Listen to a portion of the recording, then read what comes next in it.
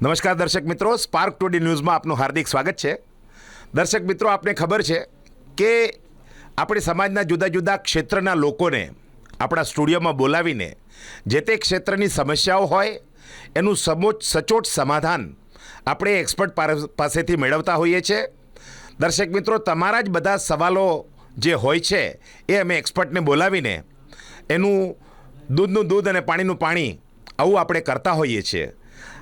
આજે આપણે વડોદરાની મહારાજા સયાજીરાવ યુનિવર્સિટી, સૌથી મોટી ફેકલ્ટી કોમર્સ ફેકલ્ટી, એમાં નવા વર્ષની જે એડમિશનની પ્રક્રિયા થવાની છે અને એડમિશનની પ્રક્રિયા માટે લોકોના મનમાં ઘણી બધી સમસ્યાઓ, સંશય, કન્ફ્યુઝન આવી બધી સ્થિતિ છે. ઘણા બધા લોકોના સવાલો કેમ્પસમાંથી, કેમ્પસ બહારમાંથી, વાલીઓ પાસેથી અમારી પાસે આવ્યા. એટલે સ્પાર્ક ટુડે નક્કી કર્યું કે આપણે ઓફિશિયલ જે યુનિવર્સિટીમાં કોમર્સ ફેકલ્ટીના જે હેડ છે, ડીન છે, એમને જ આપણે સ્ટુડિયોમાં બોલાવીએ અને સત્તાવાર રીતે એમની પાસેથી આપણે જાણકારી મેળવીએ. તો આજે આપણે સ્પાર્ક ટુડેની ઓફિસની અંદર, આપણા સ્ટુડિયોની અંદર આપણે ડૉક્ટર પ્રોફેસર પ્રજ્ઞેશભાઈ શાહને બોલાવ્યા છે. પ્રજ્ઞેશભાઈ, આપનું હાર્દિક સ્વાગત છે. આપનો ખૂબ ખૂબ આભાર. દર્શક મિત્રો, પહેલાં હું જણાવી દઉં, જે શખ્સિયત સાથે આપણે વાત કરવાના છે એક વિરલ વ્યક્તિત્વ છે. જેઓ ડૉક્ટર પ્રજ્ઞેશભાઈ શાહ શિશુકાળથી, બાળપણથી જ રાષ્ટ્રીય સ્વયંસેવક સંઘ સાથે જોડાયેલા છે.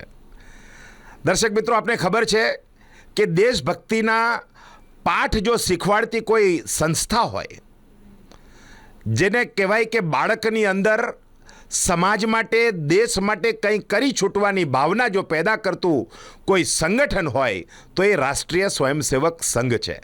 અને રાષ્ટ્રીય સ્વયંસેવક સંઘની અંદર પ્રજ્ઞેશભાઈ મૂળ કાલોલ પાસે જે સણસોલી ગામ છે ત્યાં એમનો જન્મ, અને ત્યાં જ બાળપણની અંદર જ એમને સંઘના સ્વયંસેવકો સાથે કામ કર્યું છે. એટલે બાળપણથી, આપણે સંઘની ભાષામાં કહીએ તો શિશુકાળથી તેઓ સ્વયંસેવક છે. પિતાજી એમના ભૂપેન્દ્રભાઈ શાહ કાપડનું દુકાન અને રો મટીરિયલ વગેરે આવા વ્યવસાય સાથે જોડાયેલા. એમના નાના ભાઈ રાકેશભાઈ આજે કેસર કરીને બિલ્ડિંગ કન્સ્ટ્રક્શન એના બિઝનેસમાં છે. એક બેન છે, આ એમનો પરિવાર છે. દર્શક મિત્રો, વડોદરાની અંદર 1978માં પ્રજ્ઞેશભાઈ વડોદરા શહેરમાં આવ્યા. 9મા ધોરણની અંદર વડોદરાની લાલ બહાદુર શાસ્ત્રી વિદ્યાલય, એમાં એક વિદ્યાર્થી તરીકે પ્રવેશ મેળવ્યો. એમને સ્કૂલનું એજ્યુકેશન પૂરું કર્યું. એમએસસી વડોદરાની મહારાજા સયાજીરાવ યુનિવર્સિટીમાંથી બીકોમ, એમકોમ અહીંયાથી પૂરું કર્યું અને એમફિલ અને પીએચડી કરવા માટે સરદાર પટેલ યુનિવર્સિટી વલ્લભ વિદ્યાનગર ખાતેથી તેઓ પીએચડી બન્યા. દર્શક મિત્રો, સંઘમાં જે સંઘ શિક્ષા વર્ગ હોય છે, સંઘનું એક શિક્ષણ આપવા માટેની એક ઓટીસી આવી વ્યવસ્થા છે. એમાં પ્રથમ અને દ્વિતીય વર્ષ એવા બંને શિક્ષા વર્ગ એમને કરેલા છે. તેઓ જુદી જુદી સામાજિક પ્રવૃત્તિઓ સાથે પણ સંકળાયેલા છે. આપણને ખબર છે કે તાજપુરા, જ્યાં આઈ હોસ્પિટલ બહુ મોટી, હમણાં જ મને પ્રજ્ઞેશભાઈ કહેતા હતા કે દીપકભાઈ, આ વર્ષે લગભગ 66,500 જેટલા ઓપરેશન્સ આંખના ફક્ત અને ફક્ત એક તાજપુરાની હોસ્પિટલમાં કરવામાં આવ્યા છે આખા વર્ષમાં. દર્શક મિત્રો, આ ખૂબ મોટો આંકડો કહેવાય. અને તાજપુરાની આ જે હોસ્પિટલ છે એમાં જે રાકેશભાઈ છે, એ રાકેશભાઈની સાથે તેઓ રાજેશભાઈની સાથે તેઓ કામ કરી રહ્યા છે, સમાજની સેવા કરી રહ્યા છે. સક્રિય રીતે રાજેશભાઈ રાજગોર સાથે તેઓ કામ કરી રહ્યા છે. ખડાઈતા સમાજના પણ તેઓ અગ્રણી કાર્યકર છે. અને જે રાષ્ટ્રીય સ્વયંસેવક સંઘ, એ પોતે અન્ય ક્ષેત્રો જેના દ્વારા એ સમાજમાં વ્યક્તિ નિર્માણનું કાર્ય કરે છે. વિદ્યાર્થીઓના ક્ષેત્ર માટે અખિલ ભારતીય વિદ્યાર્થી પરિષદ છે, ધાર્મિક અને સનાતન માટે વિશ્વ હિન્દુ પરિષદ છે. એમ શિક્ષક જગતની અંદર પણ સંઘના વિચાર સાથે કામ થઈ શકે એના માટે અખિલ ભારતીય રાષ્ટ્રીય શૈક્ષિક સંઘ આવી એક રાષ્ટ્રીય સંસ્થા છે, જે સંઘની જ એક શાખા કહેવાય, પાંખ કહેવાય. એમના તેઓ રાષ્ટ્રીય અધ્યક્ષ પણ છે ઉચ્ચ શિક્ષણ વિભાગના. પ્રજ્ઞેશભાઈ વડોદરાની મહારાજા સયાજીરાવ યુનિવર્સિટીમાં નોકરી લાગ્યા એમકોમ પછી, અને પછી તેઓ જેને કહેવાય કે 1998થી એ જ્યારે સરકાર ભારતીય જનતા પાર્ટીની આવી ત્યારે સરકાર નિયુક્ત સિન્ડિકેટ સભ્ય તરીકે તેઓ પહેલીવાર મુકાયા અને 3 ટર્મ એમને અલગ અલગ રીતે આ યુનિવર્સિટીની સેવા કરી છે. હાલમાં તેઓ ડીન છે, હેડ ઓફ ધ ડિપાર્ટમેન્ટ છે. આ પહેલાં પણ 2017થી 19માં પણ તેઓ અકાઉન્ટ્સ ડિપાર્ટમેન્ટ, ફાઇનાન્સ ડિપાર્ટમેન્ટ, જે મોટામાં મોટું ડિપાર્ટમેન્ટ કહેવાય, લગભગ 75થી વધારે શિક્ષકો એમના અંડરમાં આવે, આવા પ્રકારનું જે ડિપાર્ટમેન્ટ છે એના હેડ રહ્યા અને 2025થી તેઓએ ડીન તરીકેનો કાર્યભાર સંભાળ્યો છે.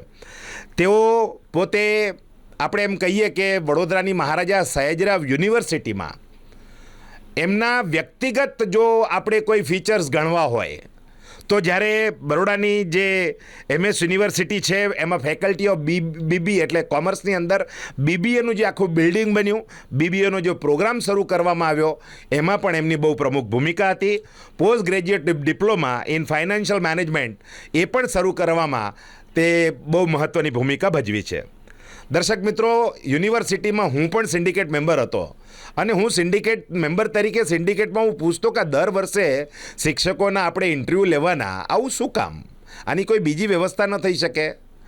તો પ્રજ્ઞેશભાઈએ ઘણા વખત પહેલાં દર વર્ષે જે ઇન્ટરવ્યૂ લેવાય છે એની જગ્યાએ 5 વર્ષ ઇન્ટરવ્યૂ લેવાય, એટલે જે ગ્રાન્ટ આવતી હોય છે, બ્લોક ગ્રાન્ટ આવતી હોય છે, લમસમ આવતી હોય છે, એટલે અમુક જેનું ફંડિંગ હોય છે તેવા લોકો માટે 5 વર્ષ સળંગ એકવાર અપોઇન્ટમેન્ટ થાય એટલે 5 વર્ષ. બાકીના જે થોડાક બાકી રહે એ લોકોનું દર વર્ષે થાય છે, પણ ઘણા બધા લોકોનું આવું 5 વર્ષ સુધીનું ડાયરેક્ટ જેનું રિક્રુટમેન્ટ કરાવવામાં જેની મહત્ત્વની ભૂમિકા એવા એ પ્રજ્ઞેશભાઈ. અને યુનિવર્સિટીમાં જ્યારે ઇલેક્શન થતા ત્યારે મને ખબર છે આ યુનિવર્સિટીનું ઇલેક્શન ખૂબ વખણાય. લોકોને ઉઠાવી જવા, મતદાનના દિવસે પ્રગટ કરવા, કેટલા બધા લોહિયાળ જંગ થાય. આવી બધી પરિસ્થિતિમાં કોઈ વિદ્યાર્થીની, મહિલા એટલે કે છોકરી ઇલેક્શન લડવા માટે એના મા બાપ કેવો તૈયાર ના થાય, ત્યારે એમને એક વિચાર મૂક્યો કે મહિલાઓ માટે અનામત હોવું જોઈએ.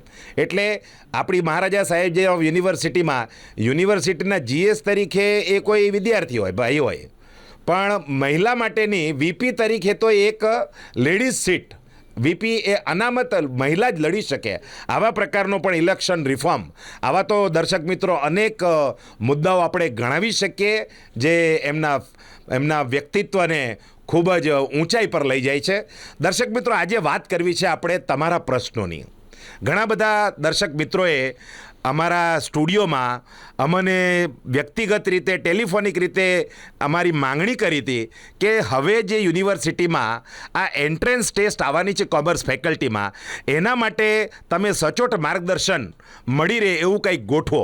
અને એટલા જ માટે આજે સ્પાર્ક ટુડેની ટીમે પ્રજ્ઞેશભાઈ શાહ, જેઓ અત્યારે ડીન અને હેડ ફેકલ્ટી ઓફ કોમર્સના છે, એમને અહીંયા આપણે સ્ટુડિયોમાં બોલાવ્યા છે. પ્રજ્ઞેશભાઈ, આપનું હાર્દિક સ્વાગત છે. આપનો ખૂબ ખૂબ આભાર.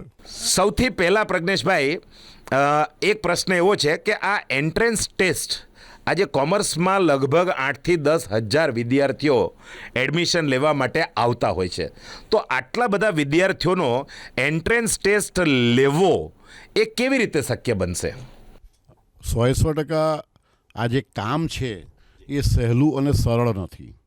એટલે જો ફક્ત લેવા ખાતર લેવો કે આવું કંઈ હોત તો આ હું ન જ લોત, પરંતુ ઘણા બધા વિચાર કર્યા પછી લાગ્યું કે એન્ટ્રન્સ ટેસ્ટ લેવાથી ઘણા બધા પ્રશ્નોનું નિરાકરણ થાય એવું છે અને વિદ્યાર્થીઓને પણ ફાયદો થાય. દાખલા તરીકે એક તો સૌથી પહેલી વાત તો એ આવશે કે વિદ્યાર્થીઓ આજે મોબાઈલ સિવાય બીજું કંઈ જોતા નથી.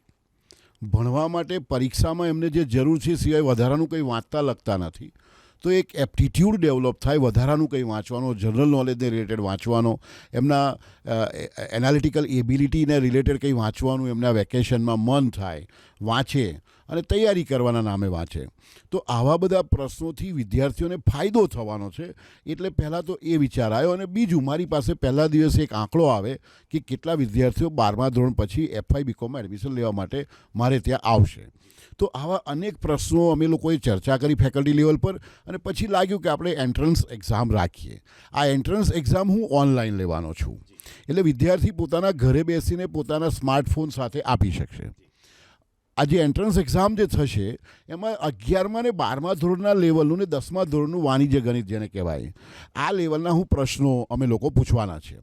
બીજી વસ્તુ એક એવી છે કે જ્યારે કોઈ કોમ્પિટિટિવ એક્ઝામ્સ હોય, જ્યારે કોઈ આવો એન્ટ્રન્સ એક્ઝામ હોય તો મોટાભાગે શું કરતા હોય છે કે એક છૂટું તમને આપી દે કે અકાઉન્ટન્સીમાંથી 10 માર્કના પ્રશ્નો આવશે. હવે તમારે અકાઉન્ટન્સી 11મા 12મા ધોરણનું ધારો કે કરવાનું, તો 2 વર્ષના આખું અકાઉન્ટન્સી તૈયાર કરવું પડે બાળકને. એવું ન થાય એટલા માટે અમે લોકોએ બેઝિક જે ટોપિક્સ છે એ પણ આઈડેન્ટિફાઈ કર્યા છે. એ ટોપિક અમે MS યુનિવર્સિટીની ફેકલ્ટી ઓફ કોમર્સના જે એક્ઝામની વાત છે અને જીકાસની પણ જે વેબસાઇટ છે ત્યાં અમે આ ટોપિક મૂકવાના છે મંગળ કે બુધવાર સુધીમાં. અત્યારે મૂકેલા છે પણ ત્યાં થોડુંક મોટું લિસ્ટ છે, એને પણ હજુ અમે નાનું કરી અને એકદમ વ્યવસ્થિત અમે બુધવાર સુધીમાં મૂકી દેવાના છે. બુધવાર સુધીમાં વેબસાઇટ પર MS યુનિવર્સિટીની વેબસાઇટ પર આવી જશે. અને જીકાસની વેબસાઇટ પર અને આવી બંને જશે. વેબસાઇટ ઉપર કયા પ્રશ્નો કયા ટોપિક એ આપ મૂકી દેવાના હા, છે. ટોપિક્સ જી. અને ટોપિક બિલકુલ બેઝિક હશે. બીજું અમે 100 પ્રશ્નો પૂછીશું. એક પ્રશ્ન 1 માર્કનો. વિદ્યાર્થીને પ્રશ્ન ઇંગ્લિશ અને ગુજરાતી બંને ભાષામાં દેખાશે. એટલે જ્યારે મોબાઈલ લઈને બેઠો હોય હા. તો એક પ્રશ્ન હશે તરત એની નીચે ગુજરાતી પણ હશે, ઇંગ્લિશ અને ગુજરાતી. સ્ક્રીન ઉપર ઇંગ્લિશ ગુજરાતી એટલે બંનેમાં ઇંગ્લિશ મીડિયમ વંચાય. વાળો ઇંગ્લિશમાં વાંચીને જવાબ આપી દે, હા, અને ગુજરાતી ગુજરાત- મીડિયમ વાળો ગુજરાતીમાં હા, આપી દે. એટલે જી. મારા કોઈ પણ વિદ્યાર્થીને કોઈ તકલીફ ના થાય.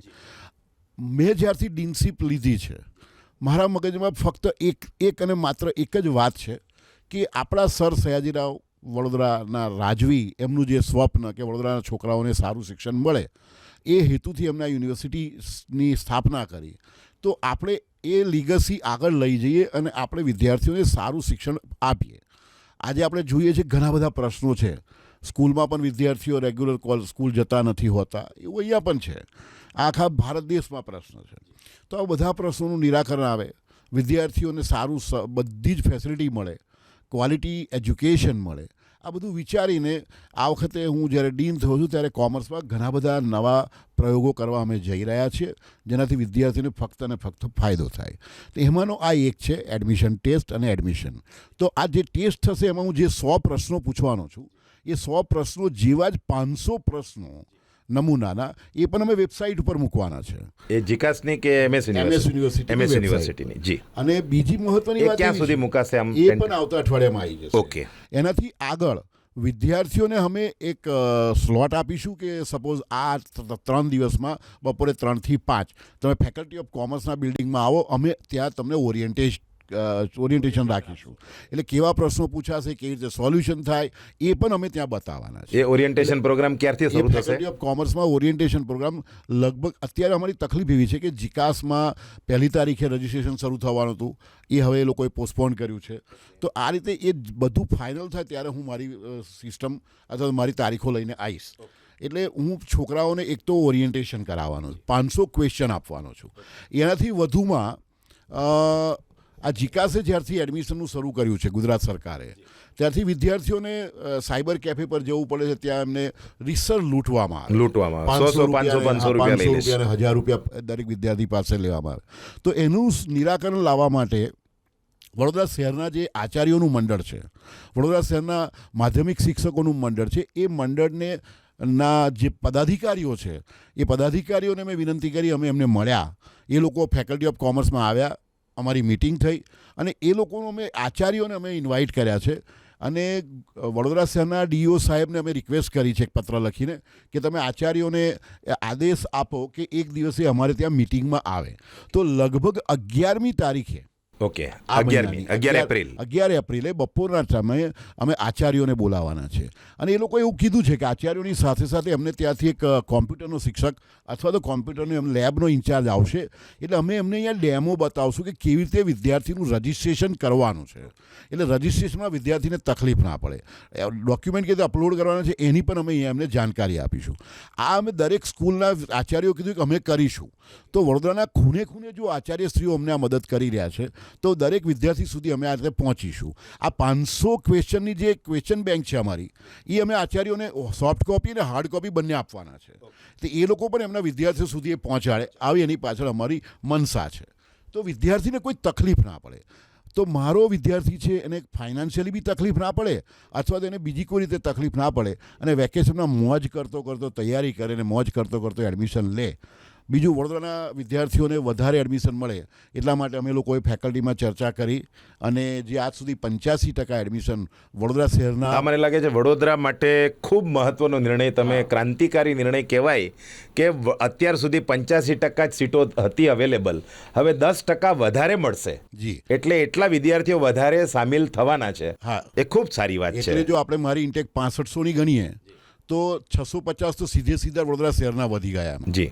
અને બીજું હું આ વખતે એક બીકોમ ઓનર્સ બિઝનેસ ઓપરેશન્સમાં કે જેમાં છોકરાને સ્કિલ ડેવલપ થાય, પ્રેક્ટિકલી હું એને કોમ્પ્યુટર પર અકાઉન્ટિંગ કરાવવાનો છું, હું એને પ્રેક્ટિકલ બિલ બનાવતા શીખવાડવાનો છું, ચેકબુક બનાવતા, ચેક લખતા, એટલે આવું પ્રેક્ટિકલ નોલેજ મળે. છોકરો પહેલા દિવસે બીકોમ કરીને બહાર જાય અને કમાઈ શકે અને એને નોકરી ન કરવી તો પોતે ઘરેથી ઇન્કમટેક્સ કે જીએસટીના રિટર્ન ફાઇલ કરીને ઘરેથી કમાઈ શકે, નાના ધંધાવાળાના અકાઉન્ટ્સ ઘરેથી લખી શકે. આવી પ્રેક્ટિકલ એની સ્કિલ ડેવલપ થાય એ સાથેનું મારું આ બિઝનેસ ઓપરેશન વાળું જે બીકોમ અમે નવું લઈને આવ્યા છે. પ્રજ્ઞેશભાઈ, જે બિઝનેસ ઓપરેશન એટલે એની ડિગ્રી શું કહેવાશે? એ બીકોમ કહેવાશે, BCom with business operation. BCom with business operation. BCom દર્શક મિત્રો, આપને જણાવી દઉં કે આ બીકોમ વિથ બિઝનેસ ઓપરેશન આ જે કોર્સ છે એ એડિશનલ જે બીકોમ કરતા વિદ્યાર્થીઓ છે એના સિવાયના બીજા વિદ્યાર્થીઓમાં એડમિશન લઈ શકે અને આ એક પ્રેક્ટિકલ એક્સપોઝર વાળો સબ્જેક્ટ પ્રજ્ઞેશભાઈએ ઇન્ટ્રોડ્યુસ જે કર્યો છે કે જેની અંદર તમે એડમિશન બીકોમ રેગ્યુલર બીકોમમાં નથી લેતા અને આ બીકોમ બિઝનેસ ઓપરેશન્સમાં લો છો તો તમારી એમ્પ્લોયેબિલિટી પણ વધી જાય છે. એટલે કે તમે આની અંદરથી બહાર જો નીકળ્યા તો તમને બિલ કેવી રીતે બનાવવાનું, કોમ્પ્યુટરને કેવી રીતે ઓપરેટ કરવાનું, બિઝનેસ ઓપરેશન્સ કેવી રીતે થતા હોય છે, એ જે એન્ટરપ્રિનર છે, નોકરીદાતા જે છે, એની જે જરૂરિયાત છે એમને સમજીને આ કોર્સ આખો ડિઝાઇન કરવામાં આવ્યો છે અને કદાચ વિઝિટિંગમાં લોકોને બોલાવવાના પણ હશો તમે. એટલે જે લોકો આ નોકરી આપવાવાળો વર્ગ છે એને તમે જેને કહેવાય કે મારે આવો, દાખલા તરીકે હું નોકરી આપવાવાળો વ્યક્તિ છું, મારી ઓફિસમાં 100 માણસો કામ કરે છે અને મારે બીજા 10 માણસો જોઈએ છે, તો મારું ઓફિસનું ઓપરેશન્સ ચલાવવા માટે જે પ્રકારના ટ્રેન્ડ માણસ જોઈએ, મારે બીકોમ થયેલો હોય તેને લાવીને ટ્રેનિંગ આપવી પડે. પ્રજ્ઞેશભાઈ જે કોર્સની વાત કરી રહ્યા છે એ લાવીને ટ્રેનિંગ આપવાની જરૂર નહીં, એ ટ્રેનિંગ ત્યાંથી આપી અને આપણે ત્યાં મોકલાવે કે જેથી દરેક બિઝનેસમેન જે છે એ પોતાને ત્યાં રેડી, જેને કહેવાય રેડીથી આવી માણસ શીખીને આવશે અને કામ કરી શકે. આવા પ્રકારનો આ સરસ મજાનો કોર્સ તમને ડિગ્રી તો મહારાજા સયાજીરાવ યુનિવર્સિટીની બીકોમની જ મળવાની, પણ બીકોમ વિથ બિઝનેસ ઓપરેશન એક એડિશનલ ફીધર તમારા કેપમાં ઉમેરાય અને જે તમારી એમ્પ્લોયેબિલિટી વધારી શકે. એટલે આ કોર્સ પણ Maharaja Sayajirao university faculty of commerce દ્વારા ચાલુ વર્ષથી આ શરૂ કરવામાં આવનાર છે. એટલે એની અંદર પણ ઘણીવાર શું છે દર્શક મિત્રો, જ્યારે આપણી પાસે માહિતી ન હોય, યોગ્ય જેને કહેવાય કે ક્લેરિટી ન હોય, આના કારણે આપણે પહોંચી શકતા નથી.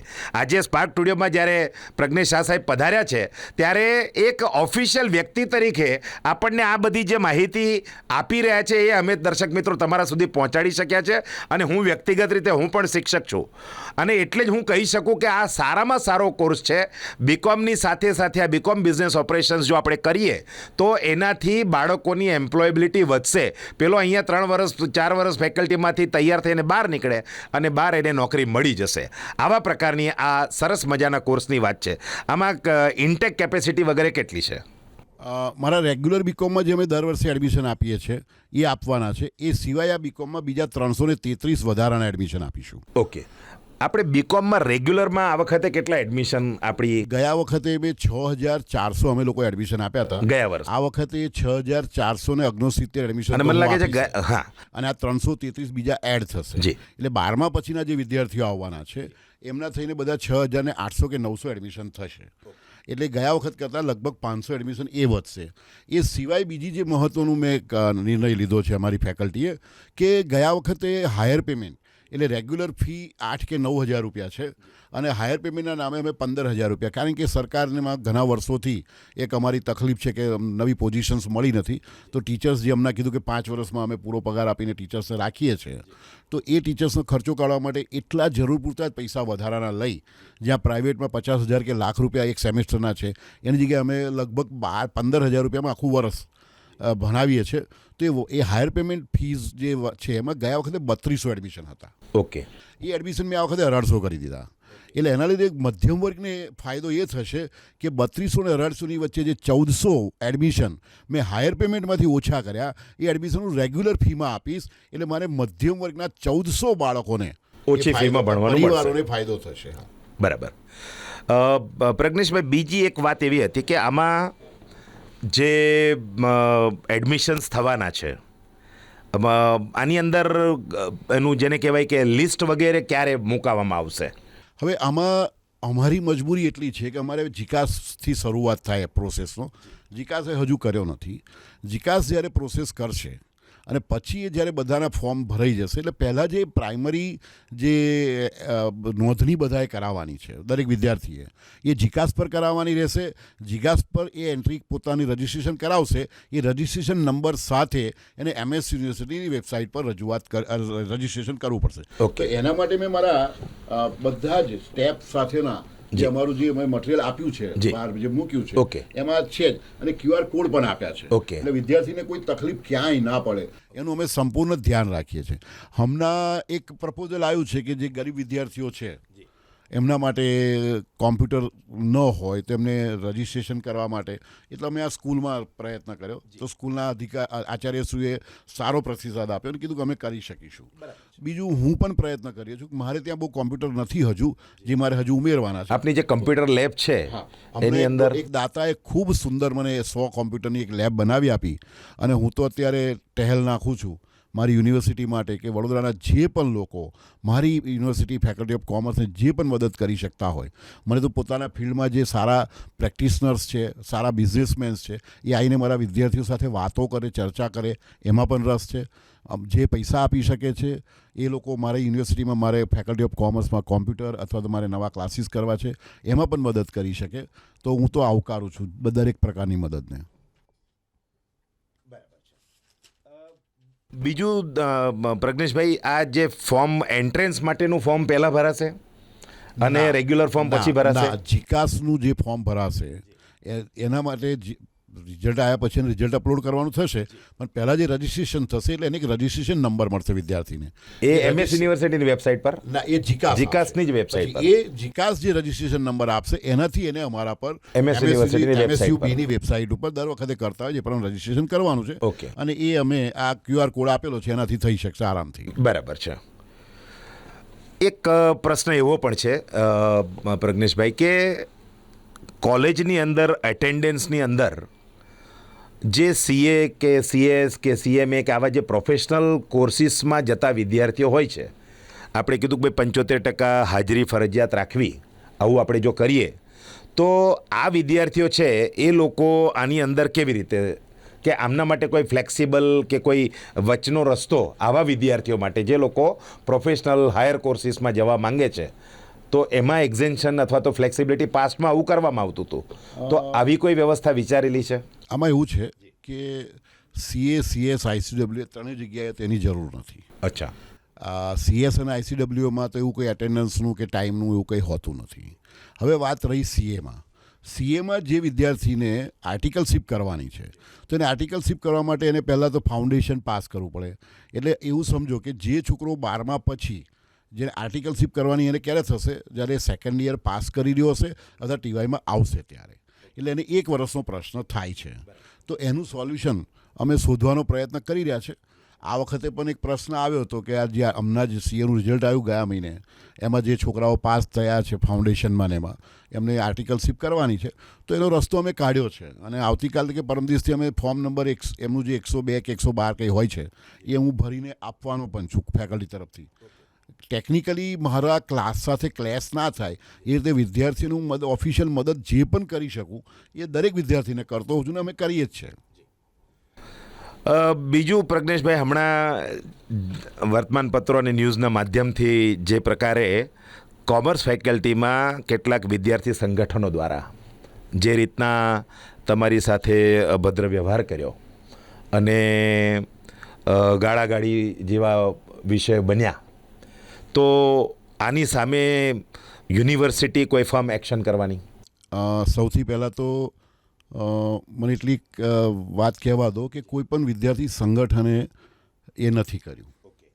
જો આપણે એ વિદ્યાર્થી જે હું તમને આવ્યો નામ જો કહું, જે અમારી પાસે માહિતી આવી કે ભાઈ NSUIના જે પ્રમુખ છે વડોદરાના, એને આપની સાથે આ પ્રકારની વાત કરી. અમારી પાસે વિઝ્યુઅલ પણ છે. ના, એ જે છોકરો આવ્યો હતો એ પહેલાં તો MS યુનિવર્સિટીનો વિદ્યાર્થી છે નહીં. બરાબર. બીજું એ NSUI વડોદરાનો અધ્યક્ષ નથી. ઓકે.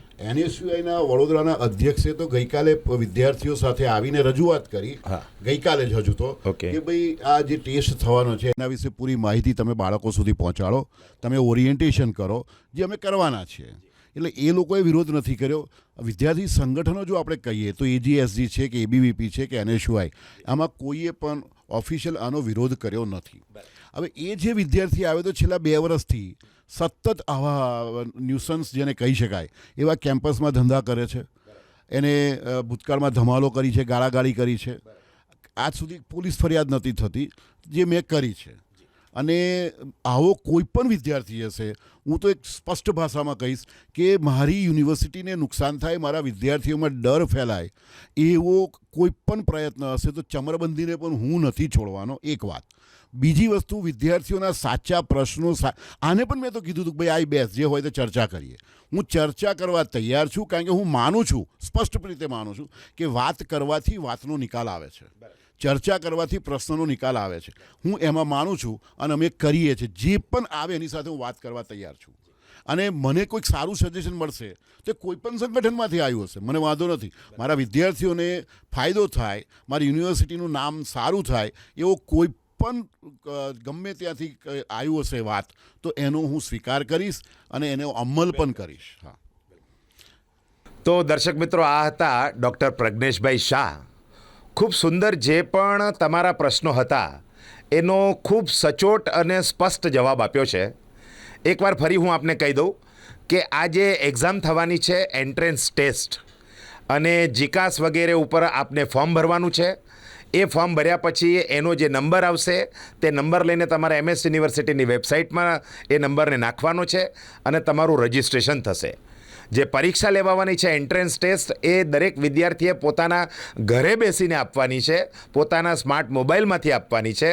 દર્શક મિત્રો, આપ ગુજરાતી મીડિયમમાંથી છો કે ઇંગ્લિશ મીડિયમમાંથી, એની ચિંતા કરવાની જરૂર એટલા માટે નથી કે પ્રજ્ઞેશભાઈએ જે કીધું એ પ્રમાણે ગુજરાતી અને અંગ્રેજી, ઇંગ્લિશમાં અને ગુજરાતીમાં બંનેમાં એ પ્રશ્ન તમારે કમ્પ્યુટર એટલે કે તમારી મોબાઈલ સ્ક્રીન કે કમ્પ્યુટર સ્ક્રીન ઉપર ફ્લેશ થશે અને એમાં તમારે જવાબ આપવાનો છે. એટલે લેંગ્વેજનો પણ પ્રશ્ન કે ભાઈ ગુજરાતી મીડિયમના મેજોરિટી છોકરાઓ હોય છે, એમને આ સમસ્યા ના થાય. ત્રીજી વાત એમને કરી કે આનો ડર રાખવાની જરૂર નથી. ડર એટલા માટે રાખવાનો જરૂર નથી કે એ લોકોએ જે ક્વેશ્ચન બેંક બનાવી છે એ મને લાગે છે સફિશિયન્ટ 500 સવાલ છે. કદાચ ઓપ્શન આમ તેમ થાય કે એની લેંગ્વેજ બદલાય, બાકી વિષયો તો એ જ છે, પ્રશ્નો એ જ રહેવાના છે. એટલે એટલી જો તૈયારી આપણે કરી દઈએ છીએ તો આને કોઈ ડર રાખવાની જરૂર નથી. પ્રજ્ઞેશભાઈ, એક પ્રશ્ન મને જરાક એક હાઇપોથેટિકલ એક્ઝામ્પલ દ્વારા સમજાવો. તમે કીધું કે આનો વેઇટેજ જે છે એ 25% છે. તો ધારો કે કોઈ વિદ્યાર્થીને 12મા ધોરણની પરીક્ષામાં એને 70% આવ્યા અને આ 100 માર્કનો પ્રશ્ન છે એમાંથી 50 આવ્યા, તો એનું કેવી રીતે પેલું ગોઠવાય? 75% વેટેજ એ 12મા ધોરણનું અને 25% વેટેજ એ મારા ઓપન ટેસ્ટ. આ બેનું થઈને 100%નું અમે વેટેજ બનાવશું. બરાબર. એનું મેરિટ લિસ્ટ અમે નોટિસ બોર્ડ પર મૂકીશું અને એ મેરિટ લિસ્ટ મૂક્યા, પબ્લિશ કર્યા પછી અમે ફી સ્વીકારીશું. બરાબર. તો દર્શક મિત્રો, આમાં પણ બહુ સરળતાથી એક વાત એવી આવે છે કે આ જે એન્ટ્રન્સ ટેસ્ટ છે એ ફક્ત 25% જ એનું મહત્ત્વ છે. જ્યારે 75% તમે જે આખી મહેનત કરી છે 12મા ધોરણની અંદર અને તમે જે પર્સન્ટેજ લઈને આવ્યા છો એ 75% જેટલો ભાગ તો એનો જ છે અને 25% તમારું જે એન્ટ્રન્સ ટેસ્ટનું રિઝલ્ટ આવશે, બંનેનું ભેગી કરીને એની એક આખી સીટ બનશે અને એ ડિસ્પ્લે કરવામાં આવશે, જેથી આની પણ બીજી કોઈ સમસ્યા ન સર્જાય. તો જે એડમિશનની પ્રક્રિયા છે એ એકદમ ટ્રાન્સપરન્ટ અને સરળ બનવાની છે. એન્ટ્રન્સ ટેસ્ટ દ્વારા આ એન્ટ્રન્સ ટેસ્ટના બીજા શું ફાયદા છે? તમે આ લોજિક ક્યાંથી લઈ આવ્યા એન્ટ્રન્સ ટેસ્ટનું? કેમ કે આખા ગુજરાતમાં મને લાગે છે કોઈ યુનિવર્સિટીમાં નથી, તો આનો શું ફાયદો થવાનો છે? આ બધા યુનિવર્સિટીમાં છે. ઇવન તમારે સેન્ટ્રલ યુનિવર્સિટીઝ જે છે આખા ભારતની, એ સેન્ટ્રલ યુનિવર્સિટીઝમાં તમારે એડમિશન લેવા હોય તો દરેક કોર્સ માટે ટેસ્ટ આપવાનો હોય છે અને એને ઓપન ટેસ્ટથી જ એડમિશન થતા હોય છે. આનાથી વિદ્યાર્થીનો વિકાસ જ થાય છે, કોઈ જ નુકસાન નથી થતું. વેકેશનમાં કોમ્પિટિટિવ mobile એક્ઝામ ના કરે. હા. આપવાની પ્રેક્ટિસ એક એને થાય. પ્રેક્ટિસ થાય, એને એક એપ્ટિટ્યૂડ ડેવલપ થાય કે બીજું વાંચવાનું. એ મોબાઈલની બહાર જ નથી નીકળતો, બરાબર, તો એની જગ્યાએ કંઈક વાંચતો થાય, કંઈક સમજતો થાય, વધારાનું જોતો થાય. એ જે આજે આપણે એક જોઈએ નોર્મલી એક એવી છે માનસિકતા કે પરીક્ષામાં જે પૂછાવાનું હોય એટલું જ તૈયાર કરીએ. એટલે એ 12મા ધોરણનો વિદ્યાર્થી 12મા ધોરણની પરીક્ષા પત્યા પછી એને 12માનો પ્રશ્ન પૂછીએ તેને નથી આવડતો, કારણ કે ત્યાં બેન્ચીસ પર મૂકીને જ ઊભો થાય છે. પાછા તો આવા જ્યારે જનરલ જ્યારે પર્પઝથી વાંચ્યું હોય તો યાદ રહેતું હોય. યાદ રહે. એટલે એવા ટાઈમે વિદ્યાર્થી વાંચે, થોડાક એને એપ્ટિટ્યૂડ ડેવલપ થાય. બીજું, મારી પાસે પહેલેથી એક સંખ્યા આવે કે આટલા લોકો આવશે એડમિશન માટે, કારણ કે હું પહેલી વસ્તુ એવું સમજું છું કે વડોદરા શહેરમાં વડોદરાના વિદ્યાર્થીઓ માટે વડોદરા સિવાય MS યુનિવર્સિટી સિવાય બીજો કોઈ ઓપ્શન અત્યારે નથી. તો એમાં વિદ્યાર્થીઓને બહાર ન જવું પડે, તકલીફ ના પડે, એટલે મારાથી બનતું બધું જ કરીશ. ગયા વખત કરતાં વધારે એડમિશન આપીશ. ગયા વખત કરતાં વડોદરા શહેરના પર્સન્ટેજ પણ વિદ્યાર્થીઓના મેં 95% કર્યા, એ પણ વધાર્યા છે.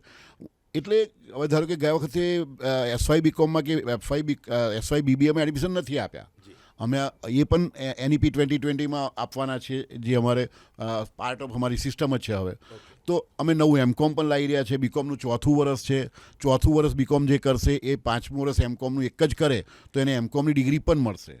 તો એટલે આ રીતે જે બધા નવા સુધારા વધારા છે કરી રહ્યા છે, વિદ્યાર્થીઓને ફાયદો થાય, મારા વડોદરા શહેરનું શિક્ષણનું સ્તર સુધરે એ મારી જવાબદારી છે અને એના માટે હું કામ કરી રહ્યો છું. એક છેલ્લો પ્રશ્ન પ્રજ્ઞેશભાઈ, તમે જ્યારે વાત છેડી છે, જે 4થું વર્ષ થવાનું છે, આમાં વિદ્યાર્થીઓ પાસે ઓપ્શન છે જેને 4થું કરવું હોય તે કરે, અને 3જું કરીને બહાર નીકળીને પછી બીજી કોઈ એક્ઝામ આપવી હોય અને MSW, MHRM, LLB આ તે કરી શકે.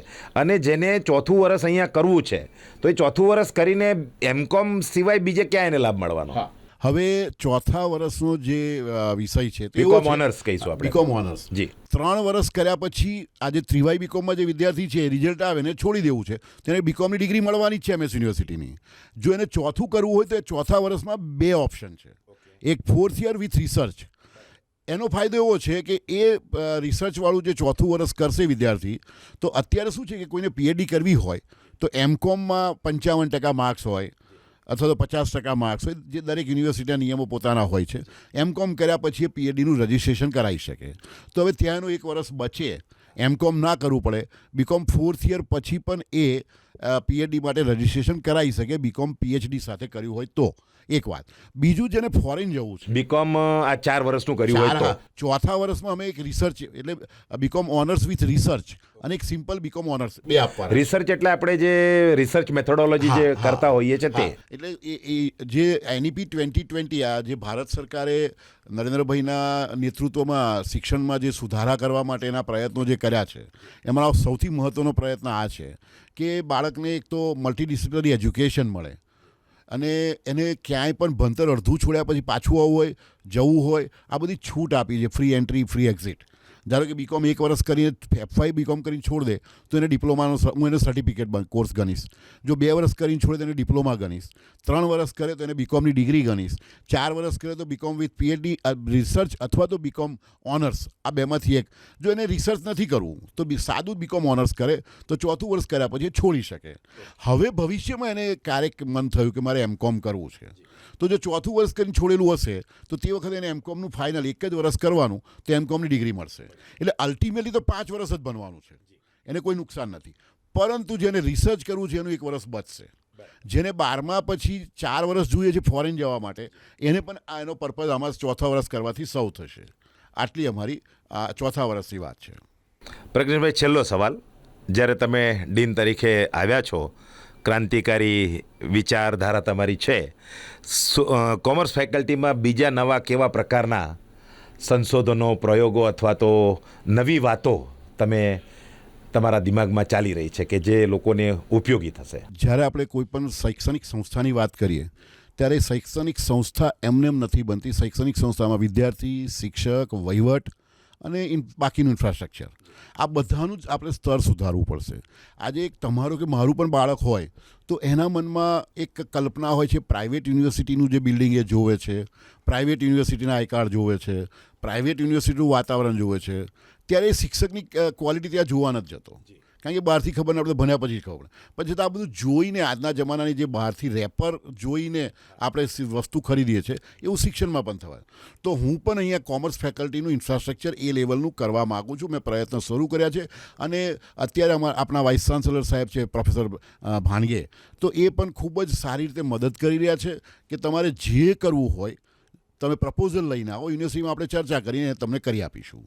તો મારે અત્યારે લગભગ 50 લાખની કિંમતના 3 બિલ્ડિંગો હું બનાવવા, મારા વિદ્યાર્થીઓને કોમ્પ્યુટર લેબ મળે. અત્યારે મારા રેગ્યુલર બીકોમના વિદ્યાર્થીઓ માટે મારી પાસે એક જ લેબ છે, તે હમણાં ડોનરે આપી છે. હા, એમાં હું I was instrumental in that. પહેલાં તો હતી જ નહીં, તો એટલે વિદ્યાર્થીનું કોમ્પ્યુટર બતાવતો જ નહોતો આજના જમાનામાં. હવે હું દરેક વિદ્યાર્થીને કમસે કમ કોમ્પ્યુટર પર એને અકાઉન્ટિંગ લખતા ફાવે એવું તો હું એને શીખવાડીને મોકલીશ જ. અને એટલા માટે આ કોમ્પ્યુટર લેબનો પ્રયત્ન કે સાહેબે બી કીધું છે કે તમને દરેક બિલ્ડિંગમાં 2 લેબ આપું છું. હું આ જ સેમેસ્ટરમાં ગર્લ્સ કોલેજ અને જનરલ એજ્યુકેશન બિલ્ડિંગ પર એક કોમ્પ્યુટર લેબ કરવાનો પ્રયત્ન કરી રહ્યો છું. નવું બિલ્ડિંગ જે છે, દરેક બિલ્ડિંગમાં પૂરા ક્લાસ 40 ક્લાસરૂમ હોય, એટલે આખી કોલેજ એક સાથે ચાલે. સવારે 8 થી 1 પતી જાય કે 2 વિદ્યાર્થીને. અને પછી મારે ઇન્ટર્નશીપ કરાવવાની છે, એટલે છોકરું 1 કે 2 વાગે ફ્રી થઈ જાય પછી એને ઇન્ટર્નશીપ કરવા મોકલીશ. તો મારી વડોદરાના બિઝનેસમેન્સ, ઇન્ડસ્ટ્રીયાલિસ્ટ, પ્રોફેશનલ્સે રિક્વેસ્ટ છે, આવો અમારી સાથે અમને મદદ કરો. આપણા વિદ્યાર્થીઓ છે, આપણું વડોદરા છે, એના વિદ્યાર્થીઓના વિકાસ માટે ઇન્ટર્નશીપમાં પણ મારી તો અપેક્ષા છે કે વડોદરાના જે વેપારીઓ છે, ઇન્ડસ્ટ્રીયાલિસ્ટ છે, પ્રોફેશનલ છે, એ સ્ટાઇપન્ડ સાથે મારા વિદ્યાર્થીઓને રાખશે અને મારો વિદ્યાર્થી એવો તૈયાર કરીને આપીશ કે પસ્તાય નહીં. આ વખતે પ્રજ્ઞેશભાઈ હમણાં ટીવાય બીકોમમાં જે વિદ્યાર્થીઓ હતા અને એમને ઇન્ટર્નશીપ મને લાગે છે 1 મહિનાની કેવી તેવી હતી, એનો શું અનુભવ આવ્યો છે? એનો અનુભવ આવ્યો કે ઘણા બધા વિદ્યાર્થીઓ, મારી પાસે અત્યારે એક્ઝેક્ટ ડેટા નથી કારણ કે હજુ એ બધું પૂરું નથી થયું, પણ લગભગ હું એવું કહી શકું કે 1500 થી 2000 વિદ્યાર્થીઓ તો જ્યાં ઇન્ટર્નશીપ કરવા ગયા હતા ત્યાં જોબમાં લાગી ગયા છે. એ સિવાય મને બીજો એક ફાયદો એ થયો કે જે એક વેદાંતા લિમિટેડ જે મોટી કંપની છે, જે મોટી કંપની છે, એ લોકો સામેથી શોધતા કોમર્સ ફેકલ્ટીને આવ્યા. આપણું આજે બધું સાંભળ્યું એમને, તો એમાંથી મારા એમકોમ ફાઇનલના 100 વિદ્યાર્થીઓએ રસ બતાવ્યો વેદાંતામાં અકાઉન્ટન્ટની જોબ માટે. એ વેદાંતામાં 100 લોકોએ અપ્લાય કર્યું, એમકોમ ફાઇનલના વિદ્યાર્થીઓએ. એમાંથી એ લોકોએ ઓનલાઈન એ લોકોનો એપ્ટિટ્યૂડ ટેસ્ટ લીધો. એમાંથી એ લોકોએ 60 વિદ્યાર્થીઓને શોર્ટલિસ્ટ કર્યા. એ 60 વિદ્યાર્થીઓનું જીડી થયું, ગ્રુપ ડિસ્કશન. એમાંથી એ લોકોએ 20 વિદ્યાર્થીઓને શોર્ટલિસ્ટ કર્યા છે અને 20 વિદ્યાર્થીઓમાંથી લગભગ એમનો ટાર્ગેટ છે 15 લોકોને નોકરી આપવાની. તો એના પર્સનલ ઇન્ટરવ્યૂ 1-2 દિવસમાં જ થવાના છે. એટલે આ એક ફાયદો થઈ રહ્યો છે. ઘણા સારી કંપનીઓ આવી રહી છે અને મારા વિદ્યાર્થીઓ સારી જગ્યાએ પહેલા દિવસથી નોકરીમાં લાગે, જેને આપણે આજના જમાનામાં કહીએ પ્લેસમેન્ટ સારું થાય, એ મારું પ્લેસમેન્ટ, એમ્પ્લોયેબિલિટી એમની વધે બહાર નીકળે. એટલે ઘણા બધા કાર્ડ આપની પાસે છે. આ શું એટલે મેં વિદ્યાર્થીઓને અને શિક્ષકોને બધાના માટે આઈ કાર્ડ કમ્પલસરી કર્યા છે. ઓકે. એટલે આ વખતે હું મારા એટલે ફક્ત બાળકને નહીં, મારા ટીચરે પણ આ ગળામાં પહેરીને જ ફેકલ્ટીમાં આવવાનું, હું પણ પહેરીને જ ફરું છું. વાહ. એટલે આ રીતે ઓળખ છે. એક મારી સંસ્થા છે, સારી સંસ્થા છે. મારી ફેકલ્ટીની ઓળખ, મારી ઓળખ સમાજમાં સારી રીતે થાય એના માટેના બધા જ પ્રયત્નો છે, જેને આપણે કહીએ કે બ્રાન્ડિંગ મારી ફેકલ્ટીનું હું કરી રહ્યો છું. બહુ સરસ. તો દર્શક મિત્રો, આ હતા ડૉક્ટર પ્રોફેસર પ્રજ્ઞેશભાઈ શાહ. એમને એન્ટ્રન્સ ટેસ્ટને લઈને તમામ સવાલોના ખૂબ સુંદર રીતે જવાબ આપ્યા છે. મને લાગે છે કે આ ઇન્ટરવ્યૂ જોયા પછી કોઈ પણ વ્યક્તિને કોઈ પણ પ્રશ્ન રહેશે જ નહીં અને સરસ મજાની વ્યવસ્થા પ્રજ્ઞેશભાઈ અને એમની જે કોમર્સ ફેકલ્ટીની ટીમ છે એને કરી છે. એટલે આ વખતે કદાચ એડમિશનની સમસ્યા જ નહીં સર્જાય એવું પ્રજ્ઞેશભાઈનું કહેવું છે. અને આપણા વિદ્યાર્થીઓને, વડોદરાના વિદ્યાર્થીઓને એમાં મેક્સિમમ જગ્યા મળે અને વડોદરાના વિદ્યાર્થીઓ મહારાજા સયાજીરાવ ગાયકવાડની આ યુનિવર્સિટીમાં ભણે એવા પ્રકારનો એમનો સુંદર પ્રયાસ છે. આવનારા દિવસોમાં ઘણા બધા નવા ચેન્જીસ આવવાના છે, આવી રહ્યા છે એવું પ્રજ્ઞેશભાઈ જણાવે છે. હવે આવતા સમયમાં આપણે એમની સાથે ફરી પણ આવી વાતો કરતા રહીશું. કેમેરામેન ગૌતમ સોનુને સાથે હું દીપક શાહ, સ્પાર્ક ટુડે ન્યૂઝ.